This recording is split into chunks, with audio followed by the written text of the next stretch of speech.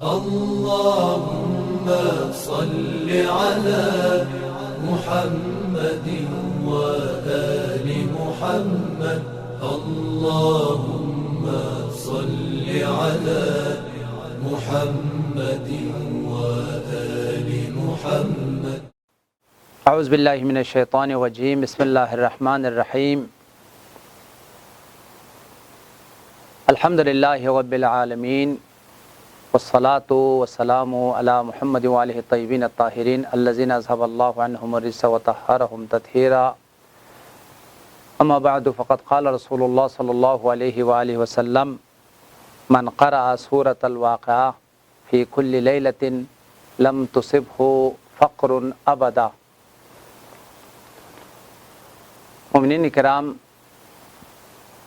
قرآن پاک کے حوالے سے ہماری ذمہ داریاں کیا ہے، ہمیں قرآن کے حوالے سے کیا کرنا چاہیے، مختلف ذمہ داریاں آیات اور روایات کی روشنی میں آپ کی خدمت میں بیان کی گئی ہے. ان ذمہ داریوں میں سے ایک ذمہ داری قرآن پاک کی تلاوت کرنا ہے. قرآن پاک کی تلاوت انتہائی عظیم عبادت ہے اور تلاوت کی بہت زیادہ تاکید ہے، سفارش ہے، اور تلاوت قرآن پاک کے عظیم آثار ہے، برکات ہے. اس سے پہلے آپ کی خدمت میں کچھ آثار اور برکات اور فوائد کو بیان کی گئی ہے.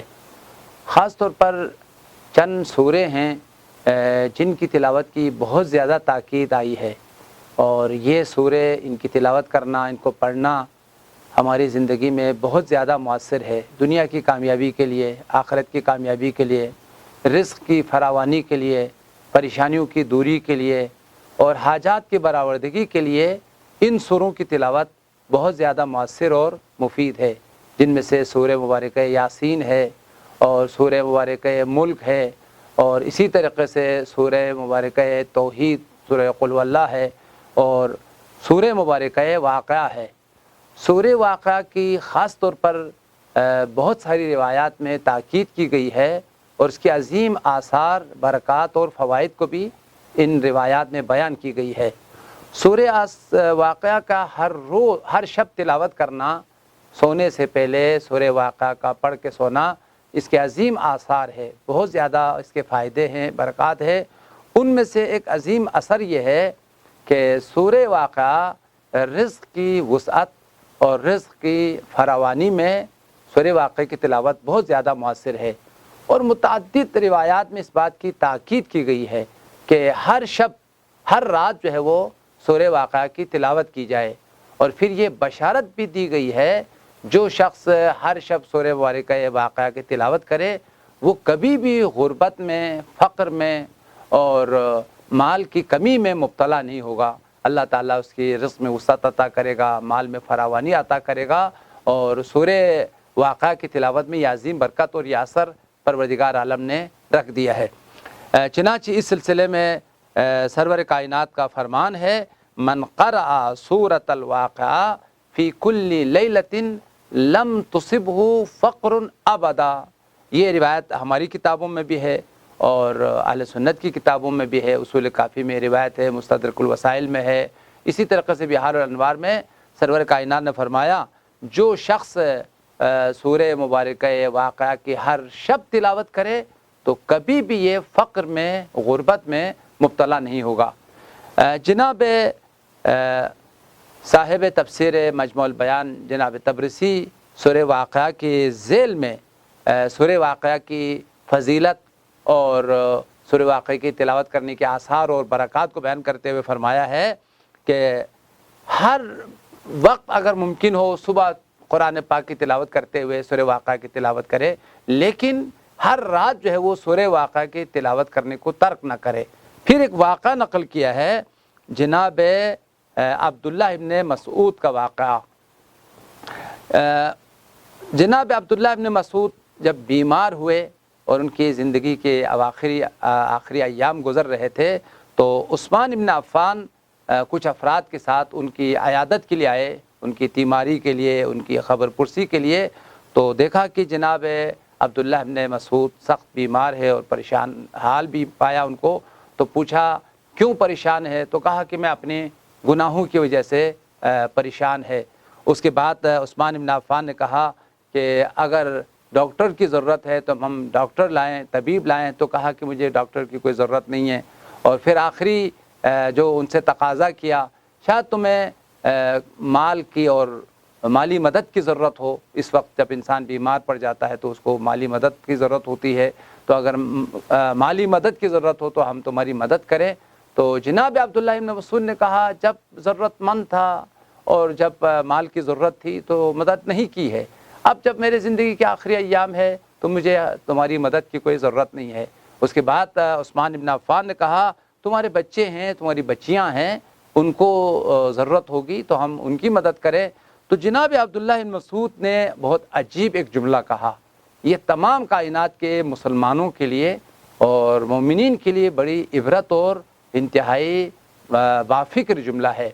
جناب عبداللہ ابن مسعود نے فرمایا میں نے اپنی بچوں کا انتظام کر لیا ہے، اپنی اولاد کا میں نے انتظام کر لیا ہے، اور میری بچوں کے لیے، میرے اولاد کے لیے کسی کی مدد کی ضرورت نہیں ہے۔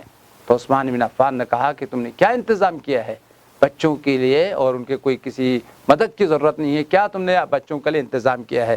تو جناب عبداللہ ابن مسعود نے کہا میں نے بچیوں کو یہ پیغام دیا ہے، یہ درس دیا ہے کہ میری بچیاں ہر شب سورہ واقعہ کی تلاوت کر کے سوئے، کبھی بھی سورہ واقعہ کی تلاوت کو جو ہے نا وہ ترک نہ کرے۔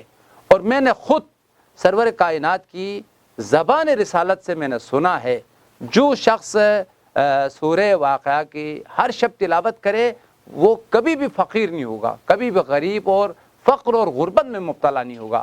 لہٰذا مجھے سرور کائنات کی فرمان پر یقین ہے، میں نے خود پوری زندگی سورہ واقعہ کی تلاوت کرتے ہوئے کسی کی طرف میں محتاج نہیں تھا، کسی کے سے میں نے کوئی تقاضا نہیں کیا ہے، الحمدللہ باعزت زندگی گزاری ہے۔ اپنی اولاد کو بھی اسی سرور کائنات کی تعلیم اور پیغمبر کی فرمان کی میں نے سفارش کی ہے، اور میرے بچے بھی اب کسی کے محتاج نہیں ہوں گے، اللہ تعالیٰ ان کے رزق کا انتظام کرے گا۔ لہٰذا مومنین کرام، ہمیں بھی اپنی اولاد کو ہر شب سورہ واقعہ پڑھنے کی تاکید کرنی چاہیے، اور ہمیں خود بھی سورہ واقعہ پڑھنے کی پابندی جو ہے وہ کرنی چاہیے۔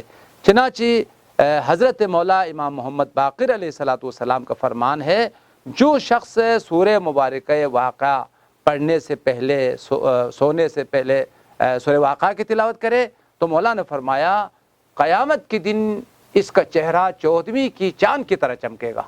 اتنا خوبصورت انسان بن کے صحرائے محشر میں آئے گا گویا کہ 14ویں کی چاند کی طرح اس کا چہرہ چمک رہا ہوگا۔ در حقیقت یہ قرآن کا نور ہے، سورہ واقعہ کا نور ہے جو اس کی چہرے سے منور ہو رہا ہے۔ یہ مولا امام باقر کا فرمان ہے من قرأ سورة الواقعہ قبل ان ینام لقی اللہ وجہہ کالقمر لیلۃ البدر۔ من قرأ سورة الواقعہ، وہ شخص جو سورہ واقعہ کی تلاوت کرے قبل ان ینام، سونے سے پہلے، ہر رات سونے سے پہلے سورہ واقعہ کی تلاوت کرے تو اس کا فائدہ یہ ہوگا لقی اللہ، یہ اللہ کی بارگاہ میں آئے گا روز محشر، ووجہہ کالقمر لیلۃ البدر، اس کا چہرہ اس طریقے سے چمک رہا ہوگا 14ویں کی چاند کی طرح اس کا چہرہ چمک رہا ہوگا۔ لہذا مومنین کرام، ہمیں تمام قرآن پاک کی سوروں کو پڑھنے کی عادت کرنا چاہیے، بخصوص سورہ یاسین ہے، سورہ واقعہ ہے، سورہ توحید ہے، اور اسی طریقے سے سورہ ملک اور قرآن کے اہم ترین سورہ۔ بارگاہ الہی میں دعا ہے کہ ہمیں ان مقدس اور بابرکت سوروں کو پڑھنے کی اور ان عظیم آثار اور برکات کو پانے کی توفیق عطا فرما۔